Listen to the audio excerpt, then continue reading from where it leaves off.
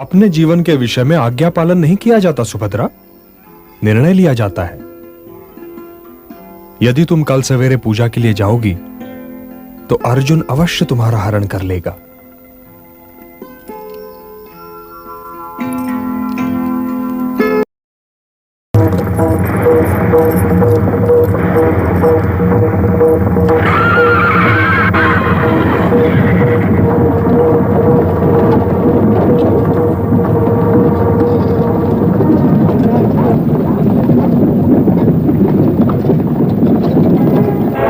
लगता है अनुज कृष्ण हम लोगों से सहमत नहीं।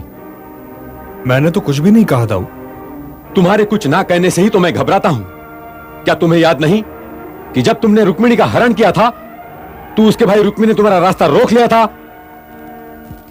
मैंने रुक्मिणी का हरण नहीं किया था दाऊ। आप तो जानते हैं कि मैं उसके बुलावे पर वहां गया था। वे लोग उसकी इच्छा विरुद्ध शिशुपाल से उसका विवाह कर रहे थे। मैंने उसकी सहायता की थी दाऊ। ये तुम क्या कह रहे हो? मैं वही कह रहा हूं जो आप लोग सुन रहे हैं।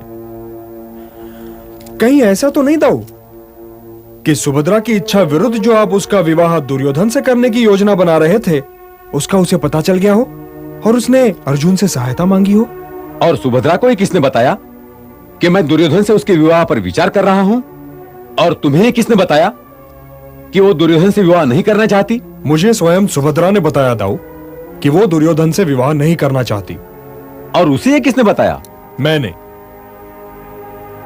जब ये सुखद समाचार मैंने सुना तो मैंने सोचा कि सुभद्रा को तो बता ही देना चाहिए, इसलिए मैंने जगाकर उसे बताया।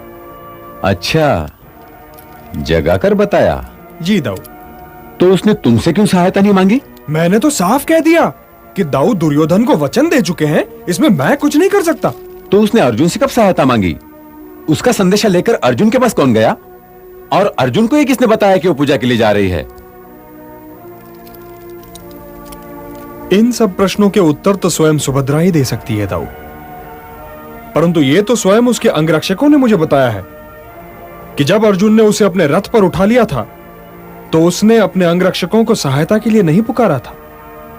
और एक ने तो यहां तक कहा था दाऊ कि वही स्वयं अर्जुन की सारथी भी थी। तो क्या इसका अर्थ यह नहीं हुआ दाऊ कि यदि हरण हुआ है तो अर्जुन ने सुभद्रा हरण नहीं किया, बल्कि सुभद्रा ने अर्जुन हरण किया है? परंतु पहले दाऊ मेरे इस प्रश्न का उत्तर दें कि रुक्मिणी हरण में इन्होंने और इनके साथ साथ आप सभी लोगों ने मेरा साथ क्यों दिया था?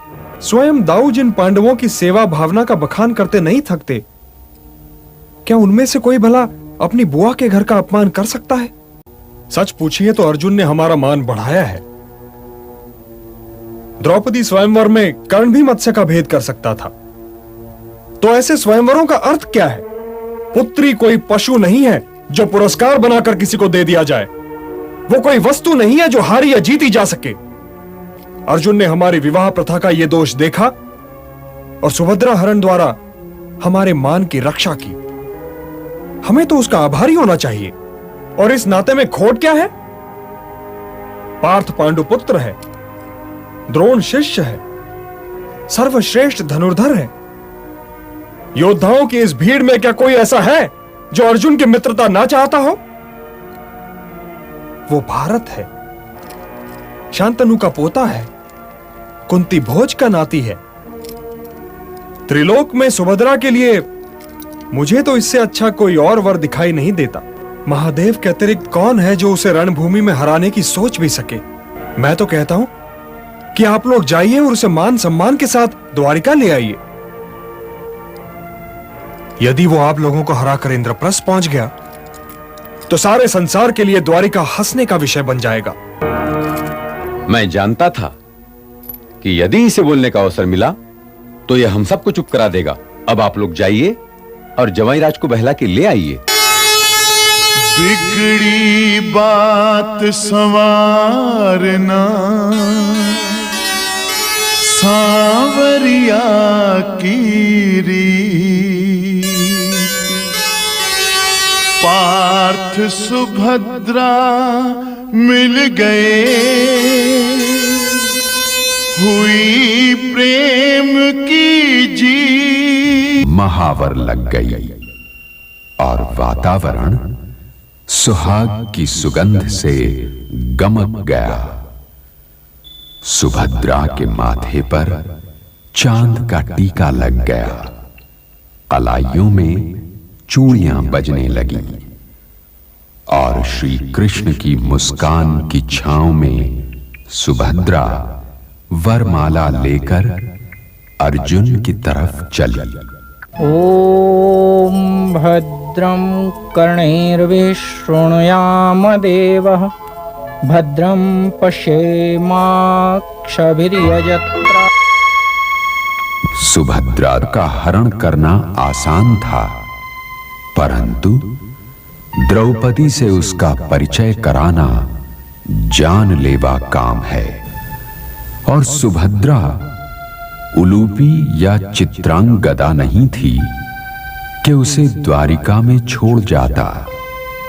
सुभद्रा तो एक मानपत्र की भांति थी, जिसे द्वारिका में छोड़कर वो यदुवंशियों का अपमान नहीं कर सकता था। उसने सोच लिया कि ये समस्या इंद्रप्रस्थ पहुंचने के बाद स्वयं ही अपना समाधान खोज लेगी। परंतु भाइयों ने इस विषय में सहायता करने से साफ इनकार कर दिया। तुम्हारी समस्या गंभीर है प्रिय अर्जुन। मेरे विचार में तो प्रिय अर्जुन, तुम अकेले जाओ द्रौपदी के पास, कदाचित उसी की किसी बात से कोई उपाय सूझे। आपने यहाँ आने का कष्ट कैसे उठाया? वहीं जाइए। मेरी बात तो सुनो पांचाली। मुझे पता है तुम्हें ये प्रायश्चित यात्रा बहुत त्रास आई है। जिस नगर में गए हो वहां एक एक पत्नी छोड़ाए हो और सुभद्रा को तो साथ ही लिवाला है। परंतु पांचाली, मैं कब से तैयार बैठी आपकी प्रतीक्षा कर रही हूँ। मुझे दीदी के पास कब ले चलिएगा? यही तो सोच रहा हूँ कि कब ले चलूं। कि सुभद्रा तो मेरी बहन है ही, परंतु द्रौपदी भी मेरी बहन समान ही है और मुझे बहुत प्रिय भी है। यदि सुभद्रा का तुम्हारे साथ जाना आवश्यक न होता तो मैं तुम्हें सुभद्रा हरण का सुझाव ही न देता। परंतु यह न सोच लेना पार्थ कि तुम दोनों के प्रेम से विवश होकर मैं सहायता कर रहा हूं। मैं कुछ समझा नहीं केशव। अभी तुम्हारा यह समझना आवश्यक भी नहीं है। सुभद्रा, तुम चंद्रवंशियों के भविष्य की धरोहर है। जाओ पार्थ, मेरा रथ तुम्हारी प्रतीक्षा कर रहा है। प्रणाम केशव। एक और बात सुन लो पार्थ, इस यात्रा में सारथी सुभद्रा को ही बनाना। सुभद्रा को? हाँ, यह यात्रा तुम्हारी नहीं उसकी है। जाओ, ग्वालिन के वस्त्र पहन लो। ग्वालिन के वस्त्र? जो आज्ञा। तुमने ये क्यों नहीं कहा दासी कि रानी सुभद्रा आना चाहती है? क्या तुम नहीं जानती कि वो कौन है? जानती हूँ महारानी, परंतु उन्होंने अपना यही परिचय देने को कहा है। बुलाओ। वासुदेव कृष्ण की छोटी बहन सुभद्रा चरण स्पर्श की आज्ञा चाहती है दीदी।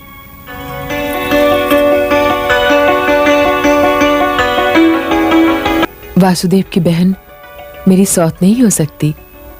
मेरे भवन और मेरे हृदय में तुम्हारा स्वागत है चंद्रमुखी भद्रे।